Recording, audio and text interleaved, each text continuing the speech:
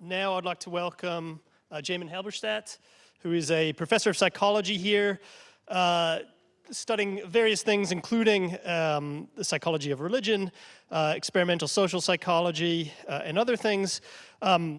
He's a very man who's published a lot about many things and is outstanding in a lot of ways, but the one thing I just want to mention here is he's also been an outstanding research supervisor and has been nominated 4 times by the Otago University Students Association. You know the presentation.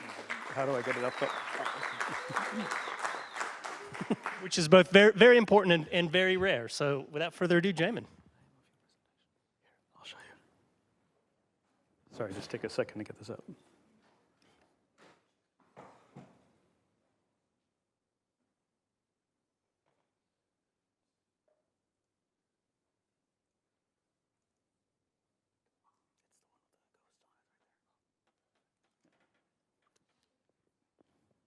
Can you do presenter views?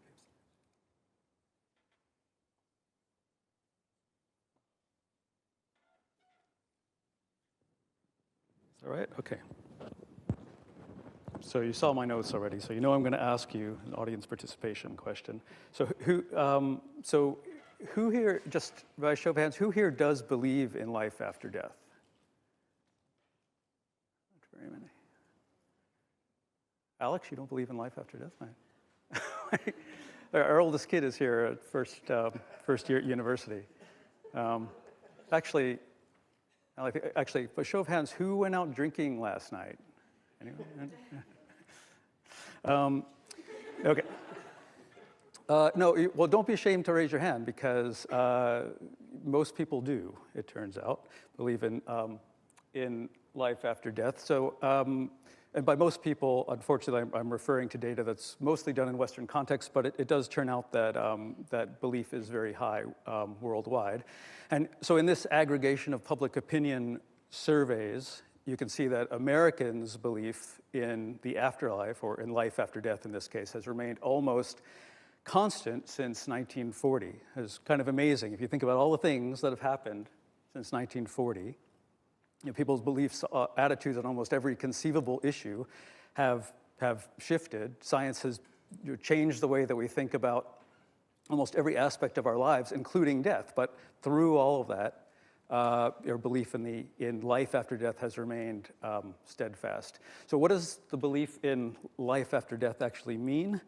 That's actually not at all clear. It's a great question, but I think what we're thinking about, there are lots of ways that we might legitimately outlive the death of our bodies, but what people tend to mean is the survival of consciousness.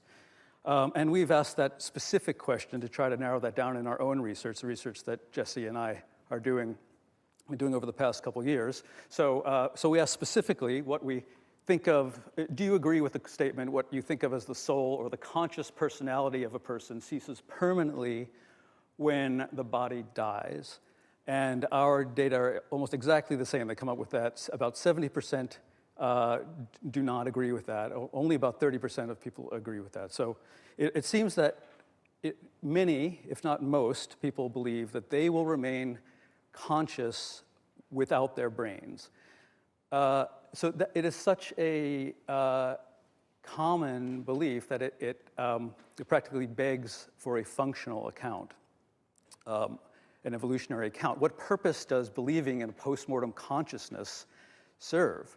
So just when we ask this question as evolutionary psychologists, we always have to keep in mind that even if it does serve a purpose, if a postmortem consciousness does serve a purpose, that doesn't mean that it evolved to serve that purpose. There's lots of cool stuff that we do, but that nature sort of never intended, like giving talks, for example. Oh, I guess it's not that cool. Like playing the trombone, for example. Is the belief in the afterlife, this is the question, is the belief in the afterlife something that once increased the reproductive fitness of our ancestors, or is it more like a cool thing that we learned to do with the cognitive gear that we inherited? I'll just to foreshadow our own view, our being Jesse and mine, and I think at least some of the speakers you'll hear today and tomorrow. Our own view is that the notion of consciousness after death is actually a side effect of how we are cognitively wired, not the purpose of how we're cognitively wired. We simply can't envision the absence of consciousness because we can ultimately only imagine states that we have experienced. We have trouble imagining permanent death because we've never been dead. But I want to take a little closer look at the nature of afterlife beliefs because I think it actually supports the notion that it's more of a belief in the afterlife is more of a diffuse intuition than a coherent or verbalizable belief as we usually use the term.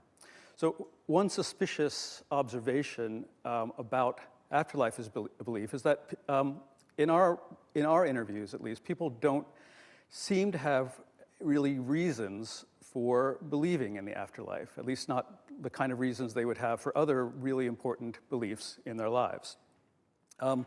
Now, reasons are not a requirement for a belief, but empirically speaking, people tend to have them. They tend to offer reasons for why they believe things, even for things that are not really necessary for them to have reasons for.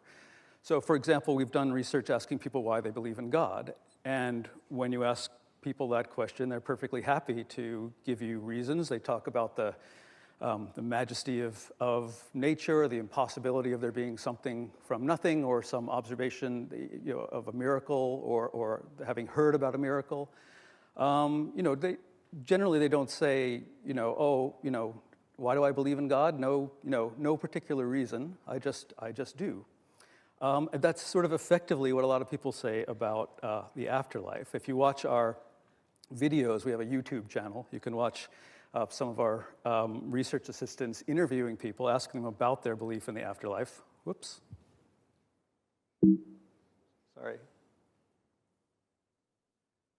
Asking them about their belief in the afterlife. And you'll find that they usually say something, a lot of people say things along the lines of, I find it hard to imagine, or I'd like to think there's more than just what I have here. So that's, of course, that's more of a restatement of their belief rather than a reason for it. But another suspicious feature of afterlife belief is that although they seem, from graphs like this, they seem very robust at the level of a group, they're actually, we found, very inconsistent and unstable at the level of the individual. So for these data, for example, that I showed you, the stability from 1940, people are very confident that they believe, or many people say they believe in life after death, but even more people say they believe in heaven, even though heaven clearly is a subset of life after death, as I'm sure that the people themselves, if asked, would agree. Here's the other data I showed you, our own data. Again, we're 30% of people thought that these are extinctivists. They believe that when you're dead, you're dead. There's no consciousness that survives. They're very confident. So of those 30%, though, 80% of them actually endorsed the opposite of another statement, where they said they also agreed that the conscious personality survives the death of the body, but I'm completely unsure of what happens after that. There's one of my favorite studies by my good friend and colleague Jesse Bering, conducted before he was here at Florida Atlantic University. Here participants read about a man, Richard, apologies to any Richards, who died suddenly in a car accident. And the participants were asked what Richard might still be able to experience. This is right along the lines of the talks and methodology, if you were here this morning, that we heard about. So even though Richard was dead, was Richard able, for example, was Richard still thirsty? Could Richard see himself? Was Richard sad? Did he miss his wife? Regardless of their afterlife beliefs, people agreed that Richard's biological and perceptual abilities were lost, but his psychological states persisted. And amazingly, many extinctivists, people who don't think that there's any consciousness after death, indicated that Richard's psychological states did persist. They said he's not hungry, he can't see himself, but he probably still loves his wife. He probably knows he's dead. So people who just said that people are not conscious after they're dead also said that Richard was conscious about, had conscious states. So if you still don't believe in the unreliability of people's afterlife beliefs, consider this unpublished study by my colleague Ryan McKay at Royal Holloway University in London. So McKay took advantage of a phenomenon called choice blindness, which is really amazing in itself. So this is where people, just amazingly, they're not always aware of the option that they just chose. So here's a picture from the original study that was published in Science, not Ryan's, demonstrating this method. So participants are asked which of two faces they find most attractive. So here in panel B, the participant indicates the one on the left, and through sleight of hand, the experimenter actually gives the participant the other face and says, so tell me why you like this face. And amazingly, most people do not recognize that they are actually explaining the face that they didn't choose, and they defend the attractiveness of that face just as vigorously as the one that they actually chose. So McKay took advantage of this paradigm to study afterlife beliefs. So people answered a question, do you agree or disagree that there may be life after death? And to add to the cleverness, they did it on an iPad. So they marked the scale in their own handwriting. And then McKay gave them the scale back, but removed the X to the other side of the scale. So this person said, yes, I basically completely agree that there may be life after death.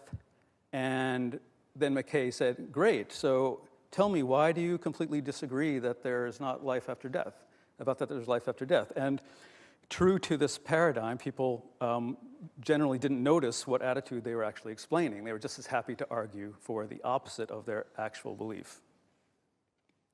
So it's contradictions like this that have led to sort of a movement, I guess, among social psychologists to study so-called implicit beliefs. Implicit beliefs are those that are evident from people's behavior or inferable from people, indirectly from people's behavior, and potentially independent of a person's self-reported or explicit belief, what they say on a questionnaire. So if you tell me that you're not superstitious, but then I just see that you won't walk under ladders, I can infer that you have an implicit belief that walking under ladders is unlucky, and that's a belief that you might deny or may not even be aware of. So implicit measures have been used already to study in the context of supernatural beliefs. So there's a recent study I love by Lindemann, where participants are asked to dare God to do terrible things to them and their friends. So they'll supposed to say aloud, I dare God. Actually, the real statements are the other statements are much worse. This is the most mild one. I dare God to make my life miserable. So not surprisingly, when participants who say this, that provokes anxiety, and that anxiety is measurable. In this case, they measured it as the sweat on participants' fingertips. It's called galvanic skin response. So not surprisingly, people were more anxious, displayed anxiety when they said these things. But interestingly, the anxiety was greater when they stated this than when they stated just a merely offensive statement, like incest between siblings is okay. And even more interesting, they're more anxious when they said the top statement than when they merely expressed a desire for the terrible thing to happen but didn't bring God into it, right? And most interestingly, I guess, this was also true for atheists. So avowed atheists experience the very same anxiety as believers. People got nervous provoking the God that they said that said didn't exist. So this is an example of implicit belief or implicit-explicit disjunction. So this is, Jesse and I used this, and our research team used this a similar approach to study belief in the afterlife. So just forget about what people say they believe. You can see whether they believe in the afterlife by observing how they respond when they meet someone who has returned from it. Generally, people don't fear such visitors from the afterlife, ghosts, as we've seen in the Wellington Paranormal, and people tend to fear ghosts. Why is not actually totally clear, but people do fear them. But if you don't believe in something, then there's no reason to fear it. So emotional reactions to ghosts can reveal a person's belief in them. In other words, their belief in the afterlife.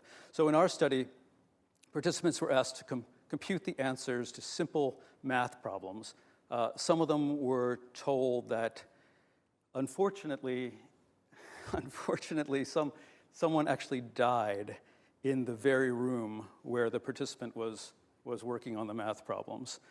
And this is sort of, you're going to find this funny, but our research assistant actually said they saw the ghost of the guy sitting in that red stool a little while ago. Anyway, enjoy the experiment. No. So it's sort of like a perverse Princess Alice for adults, I guess. So the question is, would people keep their distance from the ghost stool? And does it matter whether they actually believe in ghosts explicitly? So in fact, here's our graph. So in fact, relative to a control group, I don't want to trigger anyone, so I'm just using Patrick Swayze as the image of the ghost. Of course, Patrick Swayze is not actually a ghost. He is a guy who played a ghost in the movie Ghost. So he's not, actually he could be a ghost, actually, I don't even know. But anyway, the point is that Patrick Swayze played no role in the experiment at all. He's just a symbol of a ghost. So anyway, these are the seats with greater numbers, meaning greater distance from the seat. And as you can see, this is the control condition where people didn't hear anything about a ghost. And relative to this condition, participants who heard that a ghost had been spotted in the room where they were working kept a significantly greater distance from the ghost chair. And most importantly, it didn't matter whether people believed in the afterlife or not. Everyone exhibited this tendency. And in fact, if you look at the people who expressed the most confidence that ghosts did not exist, or that essentially there was no afterlife, they're the ones who stayed the farthest away from the ghost. So did people avoid the ghost because they were afraid of it? Well, not necessarily, but to see that we had to measure people's fear. And I don't know if I can, will this make this work? Yeah, so it's the same kind of scenario, but this time people the ghost actually paid a visit while the person was working. So during the experimental session, the ghost made itself known by flickering the light off for a brief time. Light went off for about 7 seconds, and during that time, we measured people's galvanic skin response as a measure of their anxiety. So, sorry. So, sorry, I want to stop that from going now. So again, relative, so here, these are time units. That's a minute before the light went off, a minute after the light went off, the second minute after the light went off, third minute after the light went off. Oh, God. Sorry, I don't know how to make that stop going. But anyway, but this is in the control condition, so there's no mention of a ghost. You can see that just the light going off does increase people's anxiety a little bit, not surprisingly. But compared to that, as in the first study, compared to that condition, participants exhibited a significantly greater little spike of anxiety. And again, this didn't differ depending on people's explicit belief in the afterlife. And again, if you looked at the people who are most confident that there is no afterlife, they exhibited the most fear of of the ghost. Okay, so what does it mean if, I would say if we're talking about postmortem consciousness, I think belief in the afterlife per se, I don't think is likely to be a psychological adaptation, because if for no other reason that it's not a stable or coherent construct.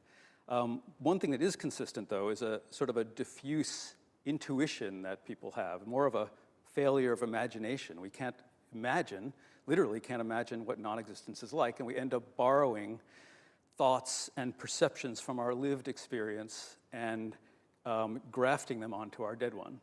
And as a result, while not everybody believes in the afterlife, and self-reports of afterlife belief are tenuous and easily manipulated, everyone behaves as though a dead person is still alive.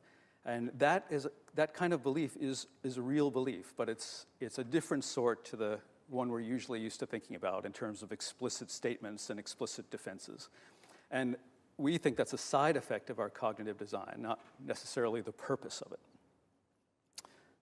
That's all. Thank you.